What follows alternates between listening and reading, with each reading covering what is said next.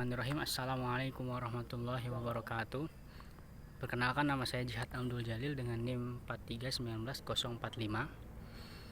Saya akan menjelaskan dan menerangkan beberapa pemahaman yang saya pahami dari pelajaran sejarah dakwah. Yang pertama itu ialah tentang bagaimana perjuangan Nabi Muhammad SAW dalam menyebarkan dan menyiarkan agama Islam. Sebelum datangnya Islam, masyarakat jahiliyah itu ibaratkan kenapa disebut jahiliyah? Karena akarnya dari bodoh, sangat-sangat bodoh, bahkan dibilang bukan hanya bodoh. Jadi jahiliyah itu diambil dari kata bahasa Arab yaitu jahala, artinya bodoh.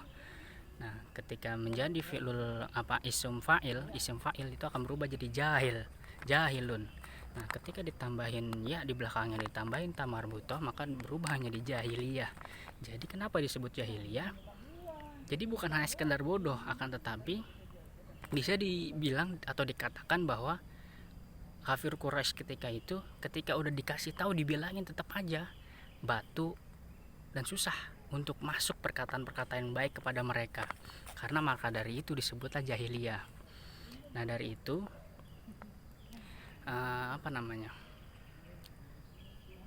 kita mungkin flashback ke belakang bagaimana Abu Dzar Al-Ghifari sebelum masuk Islam, yaitu bernama Jundub bin Junadah.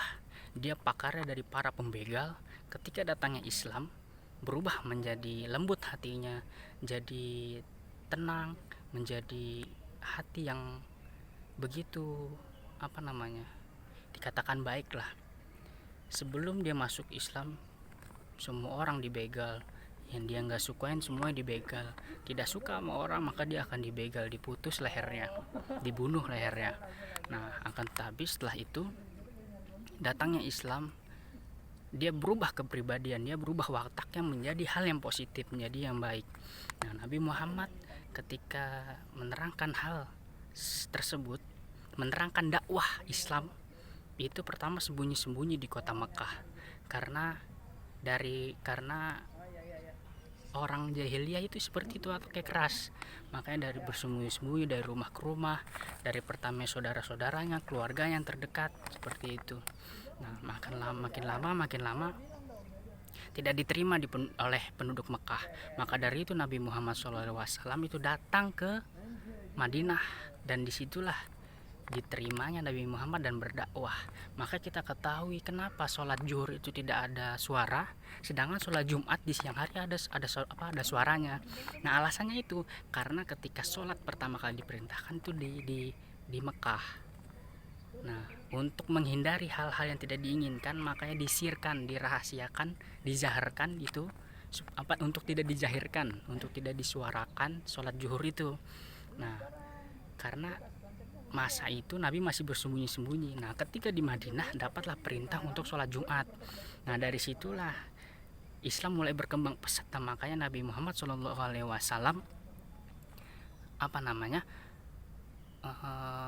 mulai bersuara lah ketika sholat di siang hari itu, oleh sholat Jumat itu. Nah, lalu dari hari ke hari makin banyak lah, terus menerus datang hari berhari berganti, makin banyak umat Islam. Akan tetapi Nabi Muhammad ketika menyampaikan dakwah itu dengan lembut, dengan tenang, dengan hal-hal yang membuat hati manusia itu luluh, tidak dengan kekerasan, tidak dengan hal-hal yang negatif.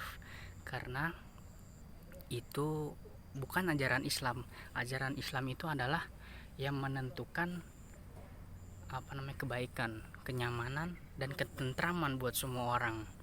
Jadi jikalau ada yang mengajarkan tentang hal kekerasan, itu bukanlah Islam. Itu hanyalah berkedok tentang hal Islam. Nah, lanjut saya akan menjelaskan tentang bagaimana Islam di Nusantara. Jadi dari sumber yang saya ketemui bahwa Islam itu datang ke Indonesia, ke Nusantara itu bukan abad ke-14, tetapi abad ke-7. Nah, abad ke-14 itu adalah penyebaran kerajaan-kerajaan di Islam. Nah, sumber ini saya dapatkan dari penjelasan Ustadz Adi Hidayat. Beliau menjelaskan bahwa, dan beliau juga pun memiliki bukti-bukti yang dimana bukti itu beliau telusuri setapak demi setapak ke daerah untuk menemukan bukti yang valid, dan ternyata Islam itu masuk ketika ke Nusantara itu abad ke-7. Nah, abad ke-7 itu Nabi masih ada di muka bumi. Nabi itu masih ada di di Arab.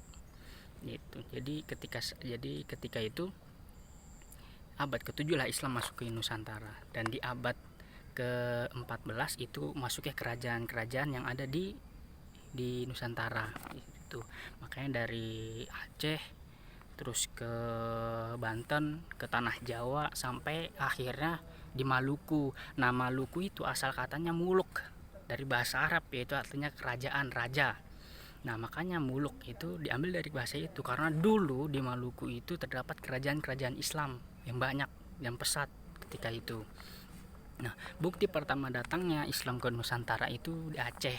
Saya lupa, pokoknya ada suatu makam syekh dari Arab yang datang ke Mekah dan dikuburkan di tanah Aceh. Seperti itu. Saya lupa nama ininya siapa.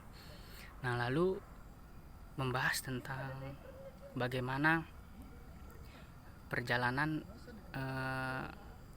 ada tokoh ormas dua, yaitu Syekh Kiai Hasyim Asy'ari dan Kiai Haji Ahmad Dahlan, yang dimana Ahmad Dahlan itu didirikan pada tanggal 18 November 1912 dan Kiai Hasyim Asy'ari itu tanggal 31 Januari 1926. Rupanya tidak banyak orang yang mengetahui bahwa beliau adalah kedua orang ini. Beliau itu keturunan Nabi Muhammad SAW, dan beliau berdua bertemu di sanad, salah satu sanad yaitu di Maulana Ishaq. Nah, Maulana Ishaq itu siapa? Itu adalah keturunan dari Ahmad Jumadil Kubro, dan Ahmad Jumadil Kubro adalah keturunan dari Zainal Al-Kabir, dan Zainal Al-Kabir ini keturunan dari Zainal Al-Abidin. Siapa Zainal Al-Abidin ini? Zainal Al-Abidin ini merupakan keturunan dari Sayyidina Al-Husain. Siapa Sayyidina Al-Husain? Sayyidina Al-Husain adalah cucunya Nabi Muhammad Shallallahu Alaihi Wasallam. Nah, dari sanad keturunan beliau berdua bertemu di sanad Maulana Ishaq, dan beliau adalah keturunan Nabi Muhammad, tapi di Indonesia tidak ada yang mengetahui tentang hal itu. Seperti itu. Mungkin sekian dari penjelasan saya. Assalamualaikum warahmatullahi wabarakatuh.